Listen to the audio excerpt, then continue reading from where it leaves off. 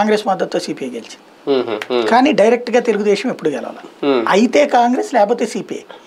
అట్లాంటి చోట్ల వేరే పార్టీ గెలిచింది ఏదైనా ఉందంటే ప్రజారాజ్యం, శ్రీనివాస్, అది నడిచింది. అక్కడ సామాజిక సమీకరణాల్లో హైయెస్ట్ ముస్లిమ్స్ ఉంటారు.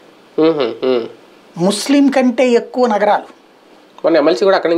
వాస్తవంగా చెప్పాలంటే నగరాలు మెయిన్, నగరాలు ఫస్ట్ హైయెస్ట్, సెకండ్ ప్లేస్ ముస్లింలు. ఇప్పుడు ఏమన్నా కొంచెం ముస్లింలు పెరిగారేమో నాకు తెలియదు. అంటే నేను అక్కడ అబ్జర్వ్ చేసినంత కాలం, నేను ఆ ఏరియా కవరేజ్ చూసినంత కాలం కూడా ఫస్ట్ ప్లేస్ లో నగరాలు ఉంటారు, సెకండ్ ప్లేస్ లో ముస్లింలు ఉంటారు. కానీ నగరాల్ని క్యాలిక్యులేట్ చేసేవాళ్ళు కాదు.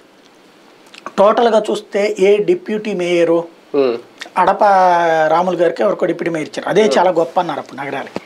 లేకపోతే ఏ స్టాండింగ్ కమిటీ పొజిషన్స్ నో ఇట్లాంటివి తప్పించి పెద్ద పొజిషన్స్ ఇచ్చిన పాపాన పోల. ఇక్కడ నగరాలకు సంబంధించి ఒక కీలకమైన పాయింట్ ఉంది.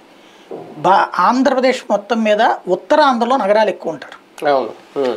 ఈ కోస్తాలో నగరాలు ఉన్నటువంటి అత్యధికంగా ఉన్న ఏకైక నియోజకవర్గం విజయవాడ వెస్ట్. కానీ దాన్ని ఎప్పుడు పట్టించుకోలేదు. బుద్ధా వెంకన్న ఆ రూట్లో కాదు, బుద్ధా వెంకన్నకు వచ్చేటప్పటికి తనకి అంటే తెలుగుదేశంకి ఇవ్వాలి అన్నది. ఇప్పుడు అక్కడ జనసేన అడుగుతోంది కదా, ఆయన అదే సమాజ వర్గం అనుకుంటా కదా, కాదు ఐడియా లేదు.